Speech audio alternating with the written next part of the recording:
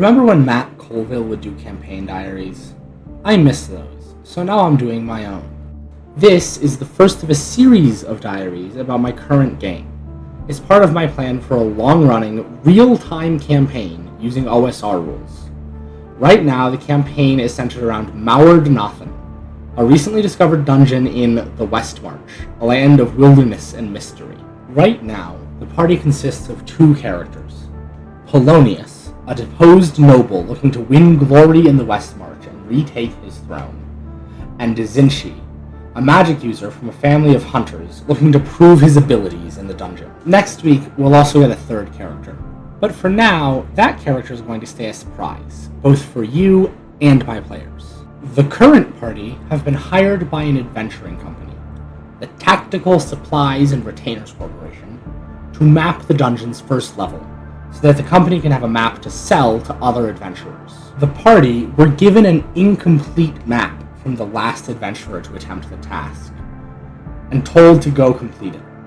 Before they went in, though, the party hired an eccentric retainer called Gregory Daffer Darius, and asked him to be called Sir Darius, despite his dubious nobility. That incomplete map the party was given wasn't just a part of the fiction. I really made an incomplete version of the dungeon map and sent a scan of it to my players over Discord. If I did this video right, it'll be what's on screen right now. After hiring Darius, the party went to the dungeon and looked for an entrance. I had them roll a d6 to determine which of the entrances they would find. They got lucky and found the same entrance that had been mapped by that previous explorer. I think next week I'm going to shuffle the dungeon exits, so that if they try and find the same one they used last time, instead they'll find a different dungeon exit, and have to look around a bit if they want to reuse that previous exit. What I mean by this specifically is that they'll go to a place that I describe as being the same as the place on the surface where they found that first entrance. But at the end, I'll mention it's on the south end of the island instead of the west. Something like this. After an hour of tracing your steps, you come to the place on the island where you found an entrance to the dungeon a week before. A small cliff by a grassy beach. Except, you're on the wrong side of the island. All the features are correct, but the sun is in the wrong part of the sky. You're clearly on the south of the island, facing north. When a week ago, you stood in this same spot, and were on the west, facing east. Anyways, just after finding their way into the dungeon, the party got a little ways inside, making sure to map carefully as they went before they found an obvious trap. A god's idol sat on a pedestal like in Indiana Jones, and both players immediately got that something was wrong with it.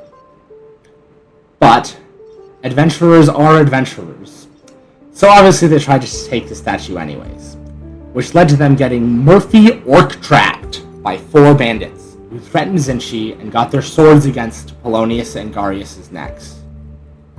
I think it's good to mention here that it felt really fun when both players immediately knew the room was a trap. It was a lot of fun watching them poke and prod, trying to figure it out, trying to figure out how to get around it, and eventually seeing them give up on outsmarting it and just trigger it anyways, hoping to avoid the consequence. I think that was one of my favorite moments of the night, just watching them play around this obvious trap and try and beat, or at least escape it.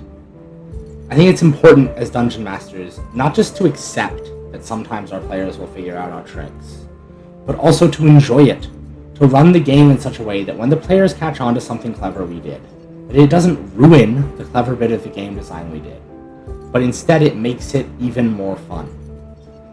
I think if my players had just blindly fallen into the trap, it would have felt cheap, but when they recognized it, spent half an hour trying to get around it, and then jumped right in anyways, that really made the trap go from a thing in this dungeon to a memorable part of the night.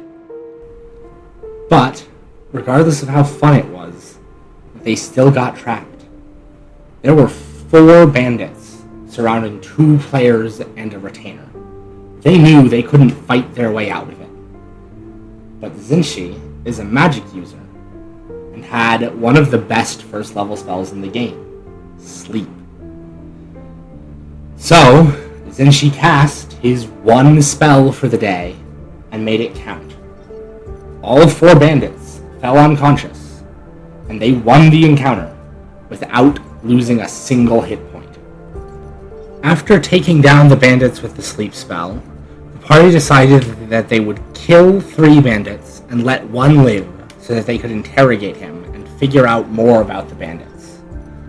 While Zinshi tied up the 1 bandit who had lived, Polonius went to the grim task of removing the scalps and eyes of the other 3.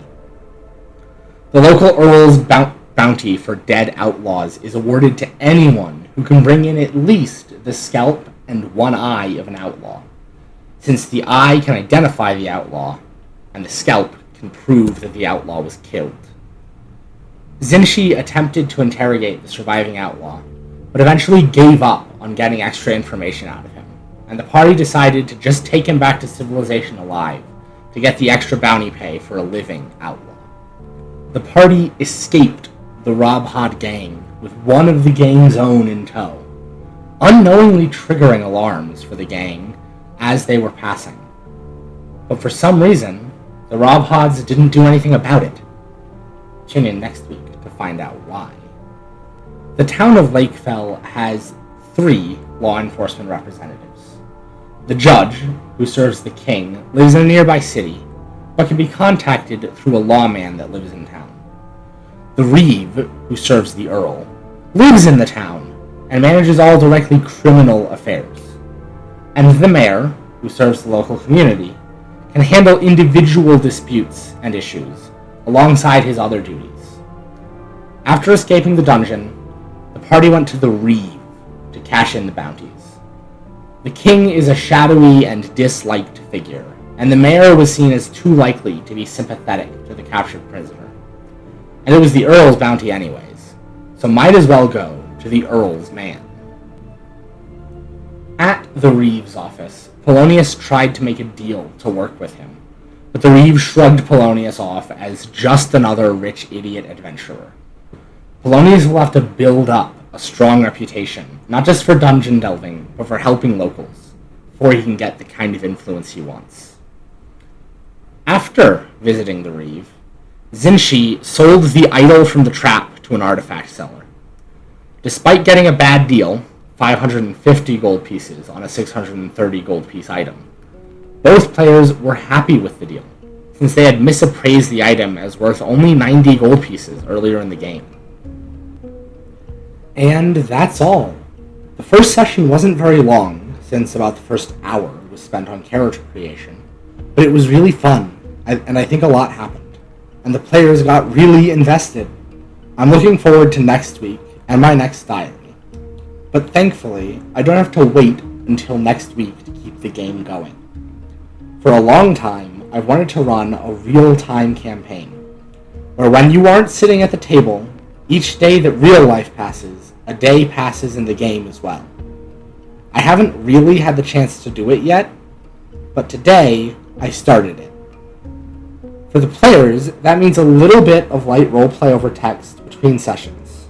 And for you, that means episode 2 is for sure going to be longer than this one, since there's going to be a whole week of downtime play on top of the session on Saturday. See you next week for the next episode of the Maurdnathn Chronicle.